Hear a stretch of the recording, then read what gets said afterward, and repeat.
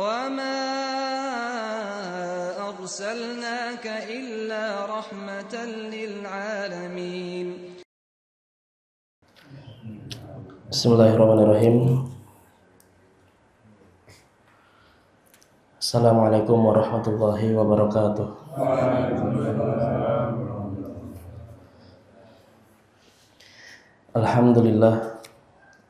Alhamdulillahi rabbil alamin.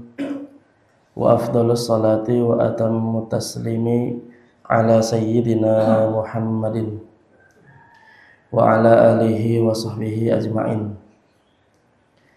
Allahumma anfa'na bima 'allamtana wa 'allimna ma yanfa'una wa zidna ilma. Subhanaka la ilma lana illa ma 'allamtana innaka antal alimul hakim. Rabbana shrah lana sudurana wa yassir lana umurana wahlul 'uqdatan min alsinatina yafqahu aqwalana. Qala Allah Ta'ala fi kitabihil karim, a'udzu billahi minasyaitonir rajim. Ya ayyuhalladzina amanu innamal khamru wal maisir wal ansab wal azlamu rijsum min amali syaitan fajtanibuhu la'allakum tuflihun. Innama yuridu syaitanu an yuqi'a bainakumul adawata wal baghdha'a fil khamri wal maisir wa yasuddakum 'an dzikrillahi wa 'anis shalah fahal antum muntahun. Shadaqallahul 'azim wa nahnu 'ala dzalika minasyahidin syakirin walhamdulillahirabbil alamin. Jamaah salat subuh Masjid atau Mushola An-Nur yang semoga kita semua senantiasa dirahmati Allah Subhanahu wa taala. Alhamdulillah, mari kita bersyukur kepada Allah atas nikmat karunia yang Allah berikan kepada kita. Alhamdulillah, pada detik ini kita masih diberikan kesempatan buat menjawab panggilan Allah Subhanahu wa taala untuk menjalankan sholat subuh sebagai bukti keimanan kita, sebagai bukti mahabbah cinta kita kepada Allah dan Rasulnya. Bukan hanya sholat subuh tapi juga duduk di majelis. Semoga dengan kita kumpul di sini yang mendatangkan rahmat Allah Subhanahu wa taala dan juga keberkahannya. Sebagaimana doa Nabi Muhammad sallallahu alaihi wasallam, Allahumma barik li ummati fi bukuriha. Ya Allah, berikanlah keberkahan pada umatku di waktu paginya. Dan semoga terus Allah sampaikan nikmat ini, ya, nikmat untuk taat kepada Allah, ya, dengan menjalankan apa yang diperintahkan dan menjauhi apa yang dilarangnya sampai Allah memanggil kita, sehingga kita wafat dalam keadaan muslim, berserah diri menjadi hamba Allah yang taat, sebagaimana firman Allah Subhanahu wa taala, wala tamutunna illa wa antum muslimun, dan janganlah kalian sekali-kali mati kecuali dalam keadaan berislam. Salam dan salam semoga tercurahkan kepada Nabiullah Muhammad sallallahu alaihi wasallam, kepada keluarga, sahabat dan umatnya yang istiqomah mengikuti beliau, yang bersabar di atas syariatnya, yang terus-menerus tidak berhenti untuk menjadi umatnya. Dan semoga kita diberikan kesempatan, diberikan kekuatan untuk bisa menjadi umatnya Nabi Muhammad SAW, sehingga layak mendapatkan syafaat beliau nanti di hari kiamat, ya, di mana hari tidak ada yang bisa menolong kita kecuali salah satunya adalah syafaat dari beliau. Jamaah salat subuh yang dirahmati Allah Subhanahu wa taala,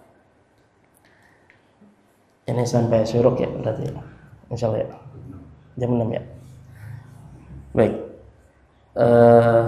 jadwalnya Ustaz Mikrat ya, karena beliau berhalangan. Alhamdulillah bisa digantikan di sini oleh Idarah ya, Ikatan Dai Rahmatan lil Alamin.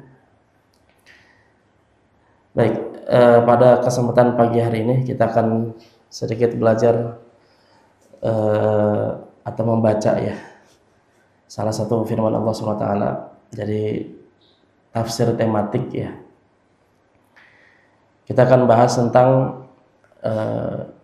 maisir dalam Al-Quran. Kata maisir, huruf mim, ya, sin sama ro, bacanya maisir, itu artinya judi. Ya, judi. Jadi judi dalam Al-Quran seperti apa? Karena Quran bicara tentang judi. Ya. Bagaimana Al-Quran berbicara tentang judi sebagai bentuk mengambil pelajaran dari ayat. Bagaimana Allah berbicara tentang judi, melihat kondisi saat ini. Salah satu persoalan yang dihadapi bangsa kita adalah judi, ya. Bahkan sampai negara saat ini pun pemerintah agak susah untuk memberantasnya, ya. Baik. Nah, kata al-maisir atau judi itu disebutkan dalam Quran cuma 2 tempat saja, nggak banyak. Quran nggak bicara banyak tentang judi, ya, cuma di 2 tempat. Tapi 2 tempat itu juga Quran bicara sangat tegas dan sangat jelas. Nanti kita baca. Dalam Al-Quran cuma 2 tempat. Yang pertama adalah surat Al-Baqarah ayat 219. Yang kedua adalah surat Al-Maidah ayat 90 dan 91. Cuma 2 tempat. Itu yang pertama. Yang kedua, kata al-maisir atau judi dalam Quran itu selalu digandeng dengan al-khamru, dengan khamr. Di 2 tempat juga. Ya. Di Al-Baqarah dikaitkan dengan al-khamr, di Al-Maidah juga sama. Jadi disandingkan al-khamru wal maisir, selalu begitu disandingkan. Karena memang keduanya sering bersandingan, ya. Orang kalau pemabuk biasanya penjudi juga. Orang kalau penjudi biasanya pemabuk juga, meskipun tidak selalu, tapi umumnya seringnya begitu, ya. Jadi sering digandingkan, gitu. Dan itulah yang ada pada saat Quran turun. Kafir Quraisy itu ya kalau nggak ngejudi ya mabuk-mabukan, kayak gitu, ya. Dan dua-duanya di dalam surat Al-Baqarah dan Al-Maidah ini termasuk adalah surat yang surat Madaniyah. Kalau kita belajar Quran ada ayat-ayat Makkiyah, ada yang Madaniyah. Kalau Makkiyah sebelum Nabi, yang ayat yang turun sebelum Nabi hijrah ke Madinah. Kalau Madaniyah yang setelah Nabi hijrah ke Madinah. Artinya kalau surat Madaniyah itu sudah tidak ada ayat yang dihapus, dinasah, nggak ada. Jadi hukumnya sudah matang, sudah selesai, nggak ada diganggu gugat lagi. Beda kalau Makkiyah karena suka ada yang dinasah hukumnya. Bahkan di Madaniyah juga sama. Nah, pertama di surat Al-Baqarah ayat 219, ini Allah SWT berfirman, A'udzubillahi minasyaitonirrajim. Yas'alunaka 'anil khamri wal maisir. Qul fihima itsmun kabiru wa manafi'u lin-nas wa itsmuhuma akbaru min naf'ihima. Wa yas'alunaka madza yunfiqun qulil 'afu. Kadzalika yubayyinullahu lakumul ayati la'allakum tatafakkarun. Dalam ayat ini Allah SWT berfirman, Yas'alunaka 'anil khamri wal maisir. Mereka para sahabat bertanya kepadamu, wahai Rasul, 'anil khamri wal maisir, tentang khamar dan maisir. Saat itu memang khamar sama maisir itu belum diharamkan secara total. Jadi masih ada sebagian sahabat yang masih minum dan juga ngejudi. Cuma ada sebagian sahabat yang merasa ini kok lama-lama punya efek buruk, ya. Khamar ini kok lama-lama efeknya buruk, gitu. Salah satunya yang pernah kejadian itu ada orang yang menjadi imam sholat tapi dalam keadaan mabuk. Bacanya mutar-mutar aja gitu, salah, gitu. Sehingga ada seorang sahabat, salah satunya Umar bin Khattab, yang nanya, status khamar itu gimana sih? Termasuk judi. Nah di sini Allah SWT menuntun Nabi untuk menjawab, qul fihima katsir, qul fihima itsmun kabir wa manafi'u lin-nas. Katakanlah wahai Muhammad, di dalam keduanya, khamar dan judi itu ada dosa yang besar, tapi juga ada manfaat buat manusia. Jadi ternyata tidak dipungkiri yang namanya khamar sama maisir itu punya manfaat, ya. Manfaatnya kalau khamar ya bisa jadi untuk menghilangkan penat, atau misalnya menghilangkan dingin, misalnya untuk menghangatkan tubuh dan sebagainya, ya. Kalau judi ada manfaat. Kalau dulu kafir Quraisy itu kalau main judi, kalau menang itu hartanya itu sebagiannya disedekahkan ke anak yatim gitu. Jadi ada manfaatnya betul. Tapi di samping itu juga ismun kabir, ada dosa besar. Wa ismuhuma akbaru min naf'ihima, tapi ternyata dosanya lebih besar daripada manfaatnya. Nah, ini dari ayat ini sebelum jelas statusnya. Jadi masih diberikan ternyata ada manfaat, ada madorot, ya. Ada nilai positifnya, ternyata ada negatifnya. Tapi negatifnya jauh lebih besar. Nah, gitu.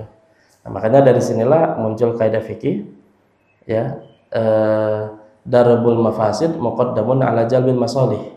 Menghindari kerusakan itu lebih diutamakan daripada mengambil manfaat. Jadi kalau misalnya kita dihadapkan satu persoalan, ini ada manfaat tapi ada madorot juga. Nah, kalau dirasa manfaatnya nggak seberapa tapi madorot lebih besar, ya tinggalkan. Nah, gitu. Salah satunya gitu. Nah, ini ayat yang pertama berbicara tentang al-maisir.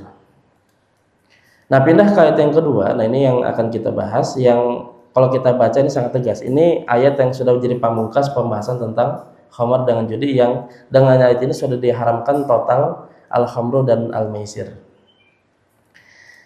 Ayatnya adalah yang tadi dibacakan di awal. A'udzubillahi minasyaitonirrajim. Ya ayyuhalladzina amanu innamal khamru wal maisiru wal ansabu wal azlamu rijsum min amali syaiton fajtanibuhu la'allakum tuflihun.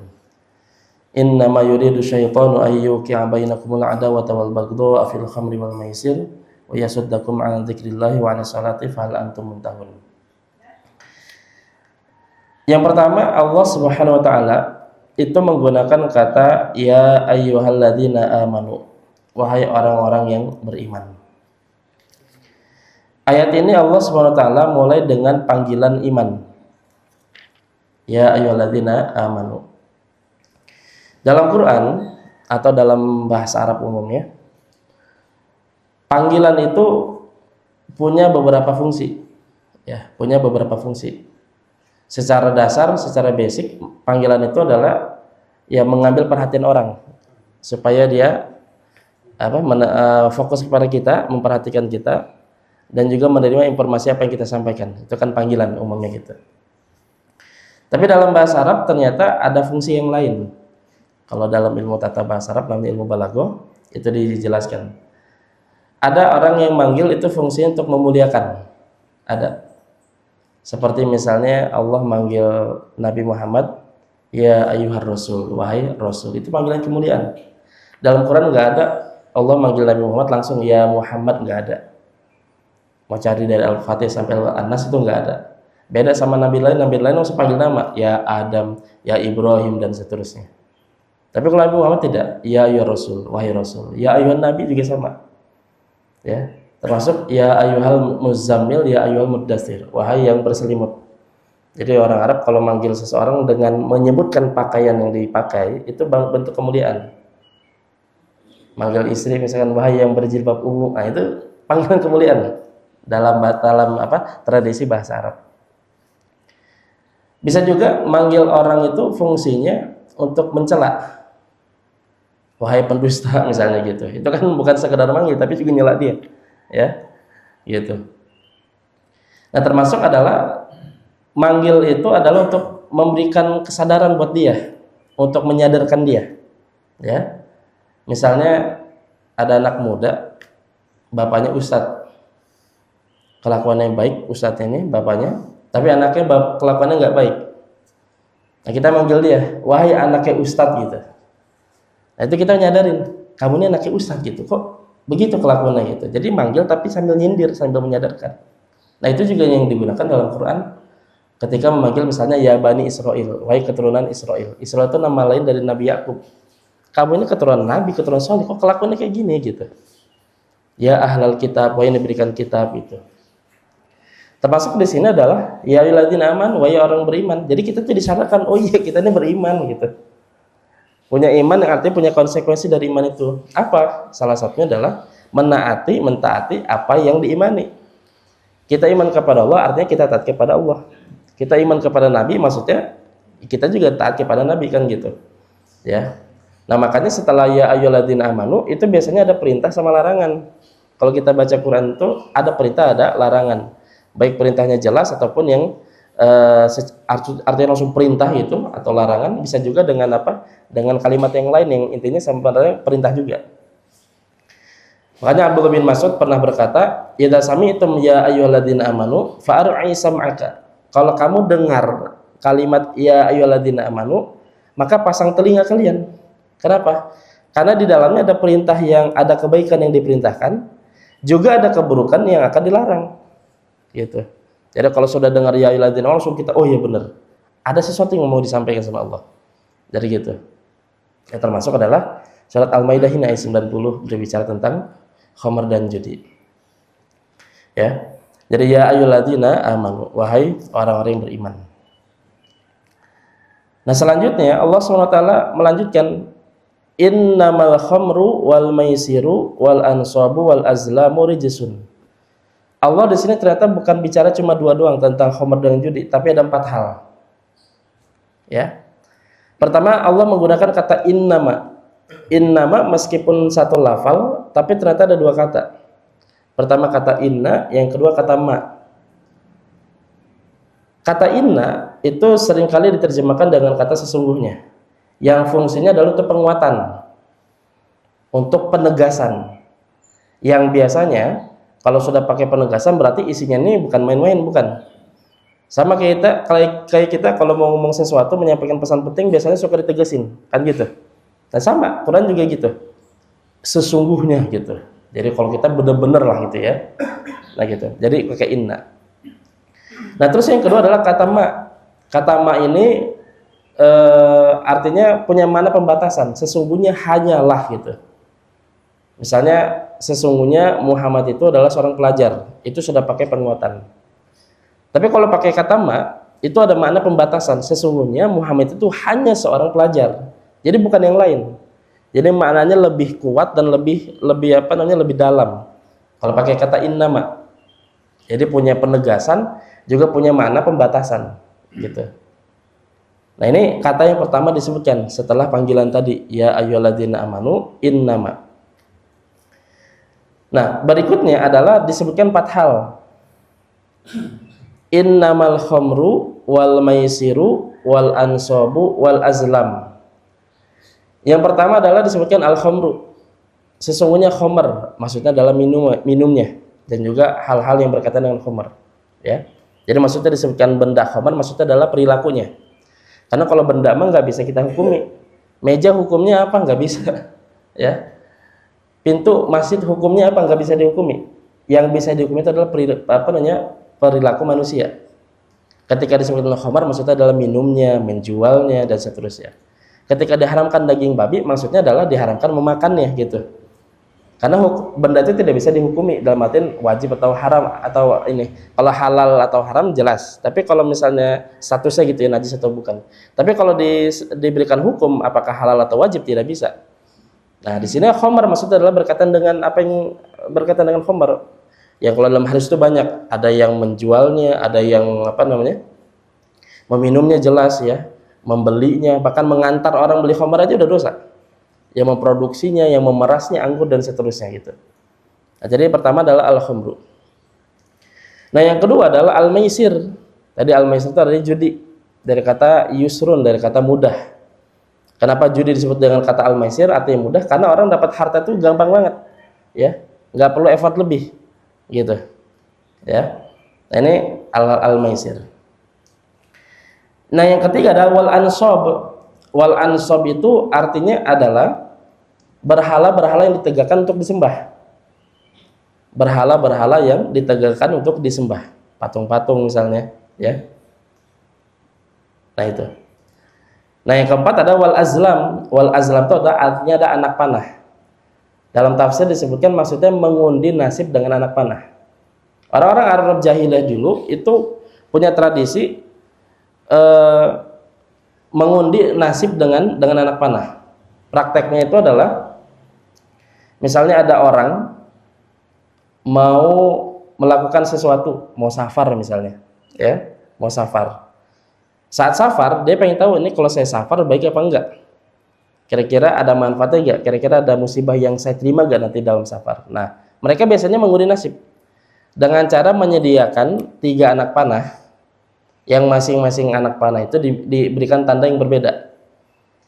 Yang pertama diberikan tanda baik, yang kedua diberikan tanda buruk, nah yang ketiga tidak diberi tanda, kosong.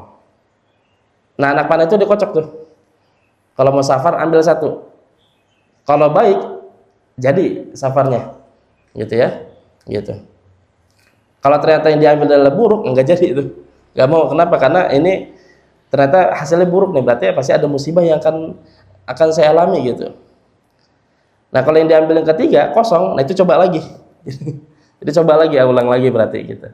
Nah, itu mengundi nasib dengan anak panah, dan itu termasuk yang diharamkan Allah Subhanahu wa taala. Kenapa? Karena menentukan nasib kita sama hal yang tidak, yang selain kepada Allah, itu nggak boleh. Ya, menentukan nasib kita dengan apa? Dengan hal-hal yang bukan dari Allah Subhanahu wa taala, bukan. Hati-hati. Nah, di sini Allah Subhanahu wa taala menyebutkan 4 hal. Khamar, judi, terus berhala dengan mengundi nasib, ya. Ternyata Allah Subhanahu wa taala mengiringi atau menggandingkan judi itu dengan 3 hal ini. Dengan 3 dosa ini. Yang kalau kita lihat ternyata dosanya bukan dosa main-main, ya. Artinya ketika satu hal disandingkan dengan hal lain berarti nilainya hampir sama. Di sini kalau kita lihat ternyata judi itu ternyata disandingkan dengan apa? Dengan al-ansab, dengan apa? Dengan berhala, dengan menyembah selain Allah Subhanahu wa taala, dan kita tahu ini termasuk perbuatan atau dosa yang paling besar. Dosa yang tidak pernah diampuni oleh Allah Subhanahu wa taala, dosa syirik. Dosa menyembah selain Allah Subhanahu wa taala, sampai ya kalau misalnya dia dibawa sampai mati. Dia meninggal dalam kondisi menyembah selain Allah Subhanahu wa taala atau melakukan kesyirikan, itu dosa yang enggak pernah diampuni oleh Allah Subhanahu wa taala. Dan Allah kekalkan ya pelakunya di dalam nerakanya Allah Subhanahu wa taala, nauzubillah. Gitu. Nah, ternyata tadi berarti kalau misalnya khamar, judi itu disandingkan dengan berhala, berarti dosanya bukan main-main, bukan. Ya, pasti dosanya besar. Sama seperti kita, kalau nama kita disandingkan dengan orang besar, berarti kan kita, wah, nama kita disandingkan dengan orang besar begitu. Nah, begitu pun dengan hal ini. Jadi ketika Quran berbicara judi, Allah sandingkan dengan al-ansab atau berhala yang ditegakkan untuk disembah. Gitu ya. Nah, ini innamal khamru wal maisir wal ansab wal azlam. Nah, lalu apa keterangannya? Ini kan baru disebutkan sesungguhnya khamar, judi, berhala dan mengundi nasib dengan anak panah. Apa keterangannya? Di sini Allah sebutkan pertama adalah rijsun.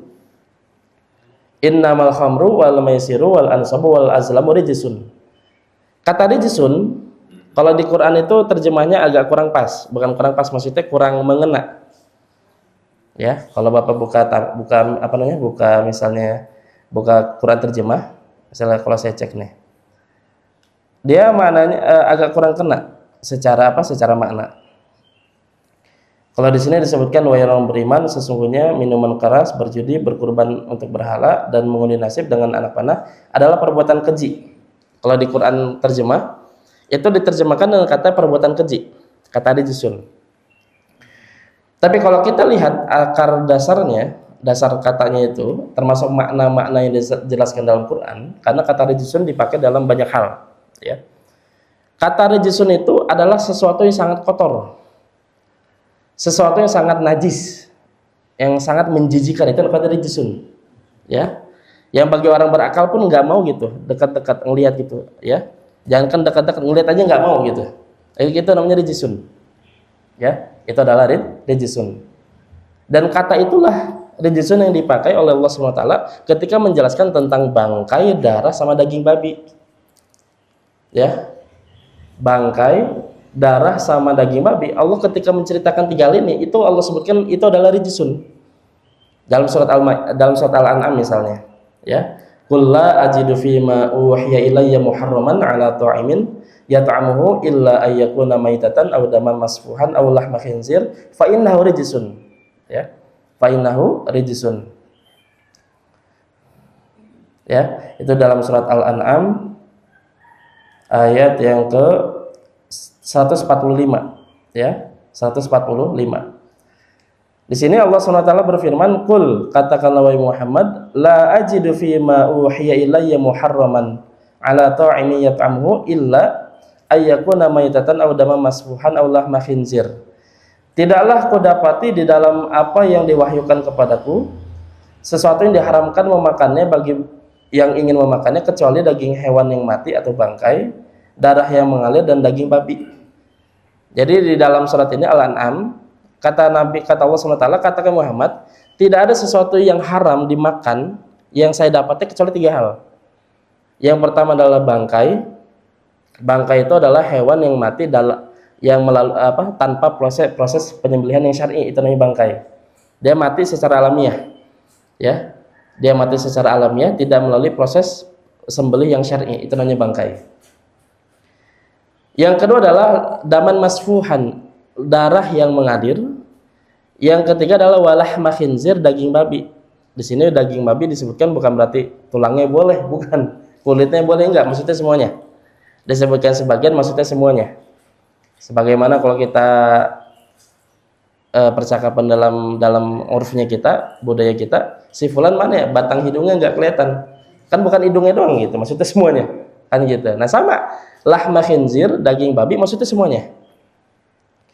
Dalam ayat ini Allah SWT sebutkan ternyata nggak ada yang saya dapat yang haram untuk dimakan kecuali 3 hal: bangkai, terus tadi darah, yang ketiga daging babi. Kenapa? Fa innahu rijsun, kata Allah, karena itu sesuatu yang sangat menjijikan gitu. Yang secara tabiat, kalau dalam di kitab Al-Mufradat fi Ghoribil Quran, jadi secara tabiat itu kita nolak, nggak mau gitu.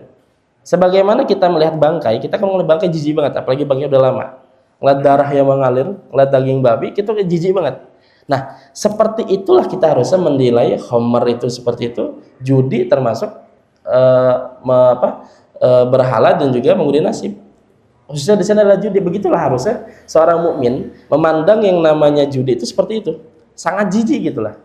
Sangat jijik, sangat nggak mau gitu. Ya, begitu. Nah, jadi ini rijsun itu seperti itu. Artinya sesuatu sangat menjijikan, yang sangat kotor, ya. Yang siapapun punya berakal, yang punya akal yang bersih, yang lurus, itu nggak mau dekat-dekat. Ngelihat aja nggak mau, gitu ya. Nah, seperti itu. Dan tadi apalagi 3 kali yang disebutkan.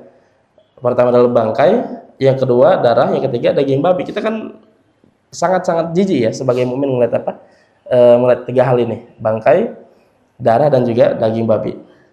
Apalagi babi misalnya, kalau babi itu ya luar biasa, sangat-sangat termasuk hewan sangat menjijikan ya begitu.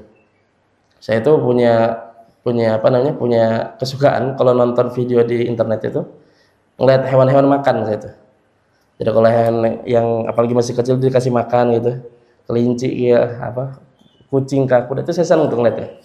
Yang ngeliat hewan-hewan makan tuh kayak menyeresap gitu ya gitu. Tapi pernah satu ketika saya lihat babi makan, itu jijik banget. Jijik banget, udah gitu rakus lagi. Ya. Saya lihat salah satu konten kreator dari Cina kalau nggak salah, atau Jepang, pokoknya inilah ya, dari negeri sana. Punya dua hewan peliharaan, ya babi sama anjing. Masih kecil. Ketika kandang dibuka langsung makan, itu babi itu nggak mempersilahkan anjing makan tuh. Jadi kalau satu piring dia makan anjing di sini, dipepet tuh Pak, dipepet terus biar nggak dia ini. Anjingnya pindah ke sini, dipepet lagi, rakus banget. Ya. Pindah lagi ke sini, dipepet terus gitu. Sangat menjijikan. Kalau hewan-hewan saya resep gitu ngeliat makan gitu, apalagi masih bayi gitu, menyusuin gitu ya. Tapi kalau babi itu sangat menjijikan. Nah begitulah seorang mukmin melihat 3 hal ini, termasuk melihat adalah al-maisir, judi itu. Nah gitu. Nah ini sifat pertama. Jadi judi itu adalah apa? Rijsun. Nah tidak sampai di situ, Allah tambah lagi, rijsun min amali syaiton. Nah, termasuk perbuatan setan gitu. Enggak berhenti di situ. Jadi termasuk rijsun min amali syaiton. Ada kontribusi setan di situ. Ya. Salah satunya itu adalah mereka tuh setan ini suka sekali namanya tahsin. Tahsin itu artinya membisiki manusia ya. Seolah-olah judi khamr itu adalah sesuatu yang baik gitu. Itu begitu. Jadi membisiki, jadi menghiasi judi itu baik, ada manfaatnya kok ada. Kalau dengan judi masuk ke misalnya ke pajak negara jadi pemasukan, begitu. Ya padahal ini juga gede kan gitu. Termasuk khamr min amal syaiton gitu ya. Ya gitu. Jadi sesuatu yang yang dibisiki setan untuk apa? Untuk mendekatinya dengan berbagai macam alasan. Oh, ini ada manfaatnya begini dan seterusnya gitu. Nah, itu begitu. Jadi min amal syaitan termasuk perbuatan syaitan. Ya, dalam tafsir disebutnya gitu. Ya. Min tazyin syaitan. Jadi wa khabithun wa mustaqadzarun min tazyin syaitan. Jadi satu yang sangat jijik, yang menjijikkan, yang kotor, yang itu bagian dari godaan setan, bagian dari tazyin. Tazyin itu membuat baik ya, membuat baik seakan-akan baik padahal buruk. Nah ini, innamal khamru wal maisiru wal ansabu wal azlamu rijsun min amal syaitan fajtanibu. Nah, baru larangannya jelas, perintahnya jelas. Kata Allah, fajtanibu, maka jauhilah oleh kalian. Apa? Yang tadi semuanya. Yang 4 tadi disebutkan. Kata fajtanibu, menjauhi. Ulama jelaskan ini lebih tegas daripada kata mengharamkan. Jadi kalau ada perintah Allah ya mengharamkan kalian A misalnya, atau misalnya ada kalimat yang lain Allah memerintahkan kalian untuk menjauhi ini. Nah, ulama memandang ya berpendapat bahwa menjauhi ini lebih tegas daripada sekedar mengharamkan. Ya. Kenapa? Karena untuk perintah menjauhi ini itu lebih tegas ya, seakan-akan jangankan kita melakukan praktek itu, deketin aja jangan. Sama kayak dalam firman Allah dalam surat Al-Isra, wala taqrabuz zina, jangan kalian dekati zina. Nah, itu kalimatnya sangat tegas. Kenapa? Pokoknya jangan deketin. Segala sesuatu yang ada di situ ada jalan bisa menuju zina, maka dijauhi. Ya. Seperti misalnya apa? Seperti misalnya pacaran. Nah, itu dijauhi. Kenapa? Karena ada potensi besar orang bisa melakukan zina melalui pacaran, dan itu sangat terbukti kan? Gitu. Apalagi kumpul-kumpul sama yang lawan jenis tanpa ada hajat. Ya, itu juga sama, hati-hati. Atau misalnya tadi, atau segala sesuatu yang bisa ke arah sana zina, maka itu diharamkan. Nah, termasuk adalah judi tadi. Pokoknya segala sesuatu itu dijauhi, pokoknya ada di situ ada judinya, pokoknya ditinggalkan. Teman-teman misalnya ada kawan-kawan atau teman-teman orang terdekat kita yang dia praktek itu, tinggalkan. Ada tempat-tempat yang di situ ada berpotensial ada judi, maka tinggalkan. Itu fajtanibu, jadi jauhi. Karena fajtanibu kata dasar itu adalah kata janbun. Fajtanibu dari kata jim, nun sama ba, artinya sisi atau tempat. Jadi fajtanibu artinya kalian berbedalah sisi. Khomer di mana, kamu di mana, pokoknya gitu. Kurang lebihnya. Jadi fajtanibu artinya jauhi. Jadi sangat tegas. Kalau sudah kata jauh itu sangat tegas, artinya jangankan melakukan. Dekat aja jangan dah, pokoknya jangan. Ya. Praktek-praktek yang ada judi pokoknya tinggalkan. Gitu. La'allakum tuflihun, supaya kalian beruntung. Kalau apa? Kalau meninggalkan. Artinya secara mafhum mukhalafah, kalian akan rusak, kalian akan sengsara kalau kalian melakukan, kan gitu secara makna ya. Jadi sifatnya begitu. Allah mengatakan pertama rijsun, sesuatu yang sangat menjijikan. Kalau orang Sunda mah geuleuh gitu ya, ini geuleuh gitu. Yang kedua adalah perbuatan setan, ada kontribusi setan di situ. Yang ketiga, Allah janjikan ya, siapapun yang meninggalkannya mendapatkan keberuntungan, dan siapapun yang melakukannya akan mendapatkan kesengsaraan. Dan itu sudah terbuktikan saat ini.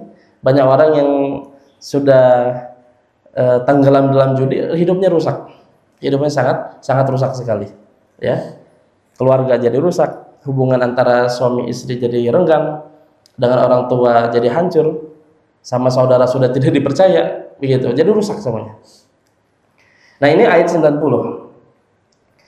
Ayat 91 itu ditambah lagi, ternyata belum cukup. Apa kata Allah? Innama yuridu syaitanu ayyuqi'a bainakumul adawata wal baghdha'a fil khamri wal maisir wa yasuddakum 'an dzikrillahi wa 'anis shalah. Allah sebutkan dua musibah karena khamr dan judi. Pertama musibah dunia, yang kedua musibah akhirat. Apa musibah dunia? Allah sebutkan di sini, innama yuridu syaitanu ayyuqi'a bainakumul adawata wal baghdha'a fil khamri wal maisir. Sesungguhnya, pakai nama lagi, berarti kuat lagi nih. Yuridu syaitan ayyuqi'a bainakumul adawata wal baghdha'a fil khamri wal maisir. Allah ingin menimbulkan permusuhan dan kebencian pada kalian Jadi khamar judi itu bisa menimbulkan permusuhan dan kebencian. Ini kan permusuhan kebencian kan ini salah satu bukan karakter Nabi Muhammad, umat Nabi Muhammad SAW, bukan.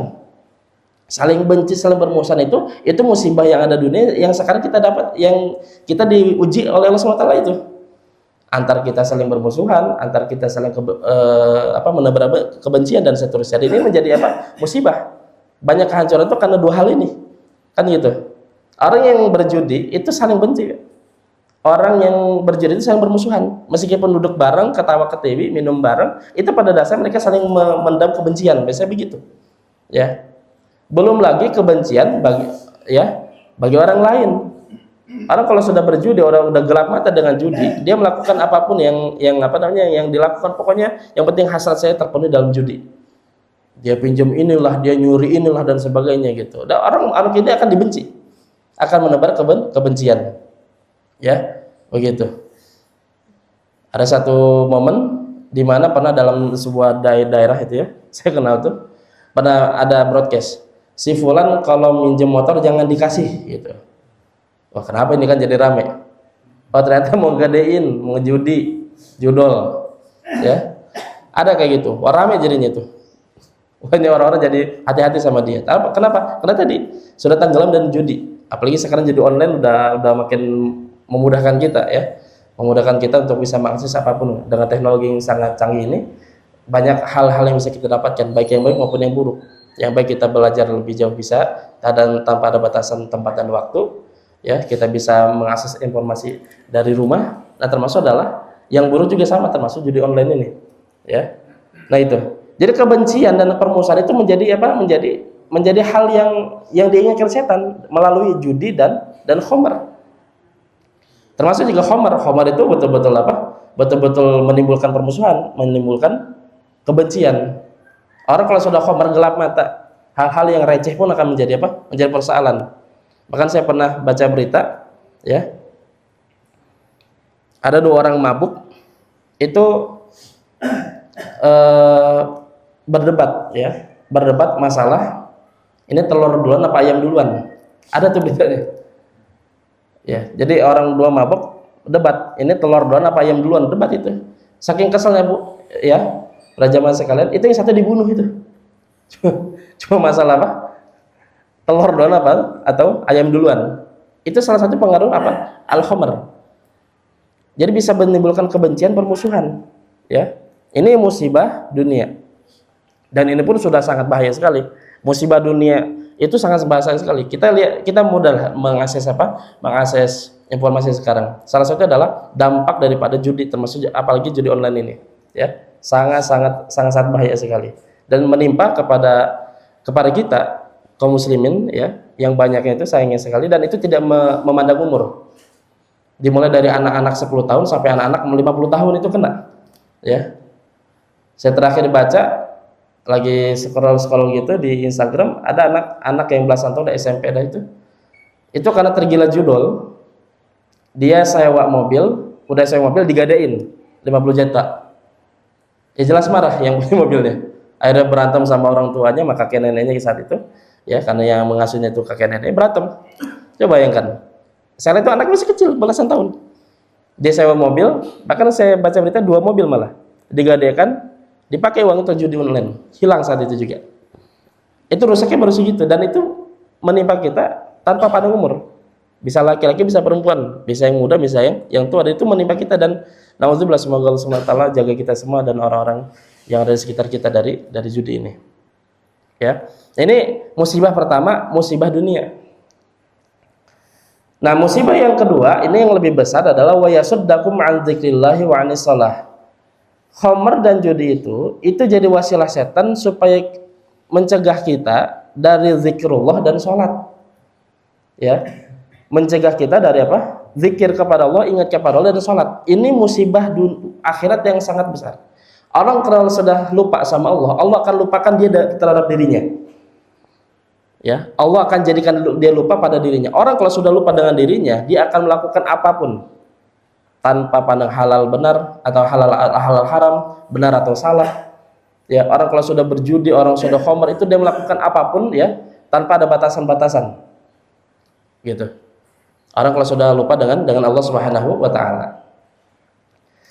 Dan juga termasuk adalah orang yang sudah gelap dengan dengan khamr dan judi tadi, wa yasuddakum an dzikrillah wa anis dan juga mencegah dari sholat. Nah, ini juga musibah. Orang kalau sudah judi rata-rata nggak sholat. Ya, rata-rata nggak sholat. Saya punya teman SMA, ya, saat itu nanya. Ceritanya curhat, bukan curhat, maksudnya mau nanya gitu, pandangannya gimana. Ternyata suaminya selama ini candu judul, ya, pantesan kok nafkahnya seret sekarang gitu ya, kok kecil banget ternyata judul. Saya tanya gimana orangnya gitu, ibadahnya gimana, sama sekali pernikahan itu sama sekali nggak sholat. Sholat pun ketika setahun sekali doang, Idul Fitri doang, ya gitu. Baca Quran apalagi nggak pernah, gitu. Bukan berarti orang yang judi pasti nggak sholat, bisa jadi orang judi tapi sholat juga. Tapi kan berarti sholatnya nggak mencegah dia dari nahi dan perbuatan keji dan munkar kan gitu. Ya masih bagus lah gitu ya orang judi daripada orang judi sholat daripada judi nggak sholat kan gitu. Nah ini musibah akhirat kata para ulama disebutkan.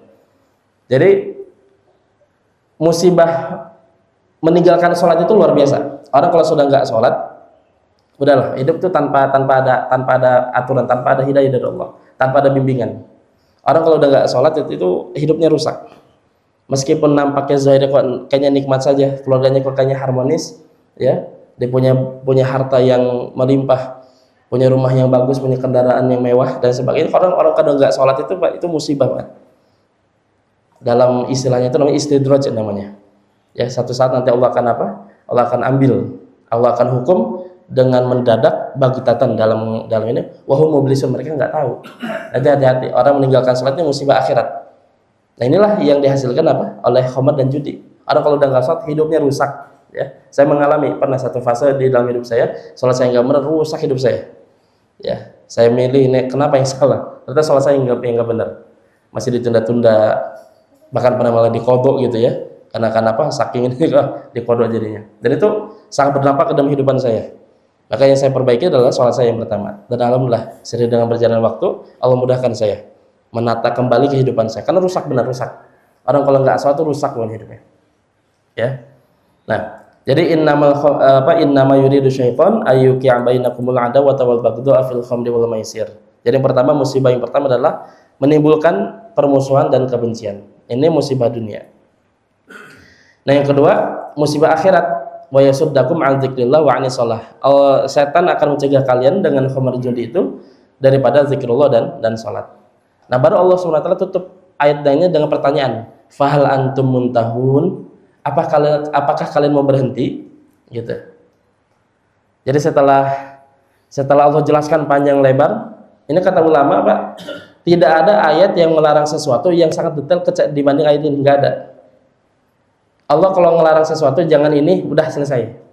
Kalau dikasih alasan paling 1-2 udah. Jangan riba, kenapa begini? Karena A, B, C, udah selesai. Ya. Jangan zina, kenapa? Karena fa'innahu kana fahisyah, perbuatan keji, udah selesai. Tapi kalau judi itu banyak banget kan tadi. Udahlah rijsun min amali syaiton la'alakum tuflihun, menimbulkan permusuhan, kebencian. Enggak ada ayat yang panjang menjelaskan tentang sesuatu yang diharamkan yang sedetail ini, enggak ada. Ya. Gitu. Setelah Allah jelaskan ini, Allah bertanya, fahal antum muntahun? Apakah kalian mau berhenti? Sama kayak kita, Pak, nasihatin anak, udah kita jelasin begini-gini ya, masih tetap mau ngerjain loh, gitu. Kan gitu ya, saking keselnya gitu ya. Gitu. Sebenarnya itu pertanyaan, maksudnya adalah larangan. Jadi pertanyaan maksudnya adalah larangan, gitu. Ada pertanyaan maksudnya adalah larangan atau perintah maksudnya. Jadi apakah kalian berhenti? Maksudnya berhentilah gitu. Nah ini pertanyaan sangat tegas. Ya, sangat tegas. Jadi pertanyaan maksudnya adalah perintah. Karena nggak mungkin Allah bertanya. Nggak mungkin, Allah kan Maha tahu. Nggak mungkin Allah bertanya, berarti punya tujuan lain, maksudnya adalah larangan, adalah perintah dari Allah SWT. Jadi intahu, berhentilah. Para sahabat ketika mendengar ayat ini, fahal antum muntahun, mereka jawab intahina ya Rob. Udah, kami selesai ya Rob. Kami udah nggak mau lagi. Nah dengan ayat ini barulah khamr itu diharamkan secara total, termasuk adalah judi. Ya, ini ayat yang sangat tegas. Nah inilah para jamaah sekalian, dua ayat yang menjelaskan tentang judi maisir. Dia sangat tegas sekali. Tadi ulama berkomentar tidak ada ayat yang sangat detail dalam menjelaskan sesuatu daripada ayat ini. Ya, dan kita lihat betapa sangat bahaya sekali dampaknya, dan itu bisa kita lihat faktanya saat ini.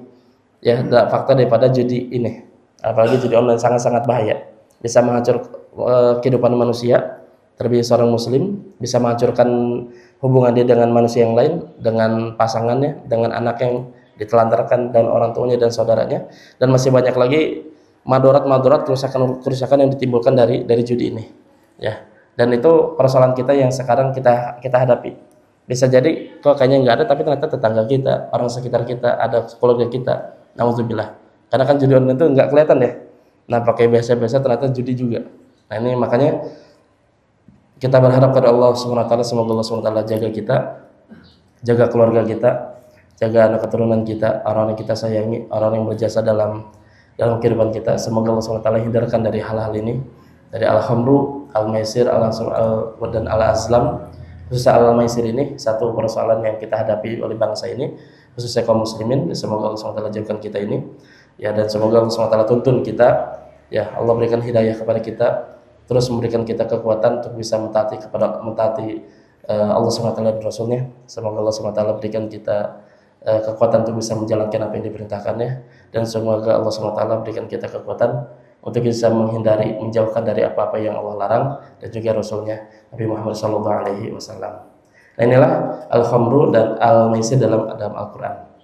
Cuma dua itu saja yang dalam Quran disebutkan, ya, pembahasan kita untuk tafsir pagi hari ini. Ya, semoga Allah SWT berikan manfaat untuk majelis ini dan majelis-majelis selanjutnya. Amin amin ya rabbal alamin. Ini saja barangkali yang bisa dipelajari, semoga ada manfaatnya. Semoga terus Allah istiqomahkan kita dalam majelis ilmu. Semoga ilmu kita pelajari baik di majelis ilmu maupun majelis yang lain bermanfaat untuk kita semua, bisa menjadi hujah di hadapan Allah SWT. Ya, semoga ilmu ini bisa menjadi penolong kita nanti di hari. Tidak ada yang bisa menolong kita kecuali amal kita sendiri. Amin amin ya rabbal alamin. Ini saja yang bisa disampaikan, semoga manfaatnya. Kita tutup dengan doa kafaratul majelis. Subhanakallahumma bihamdika asyhadu an la ilaha illa anta astaghfiruka wa atubu ilaik. Terima kasih atas perhatian dan mohon maaf apabila ada kesalahan. Assalamualaikum warahmatullahi wabarakatuh.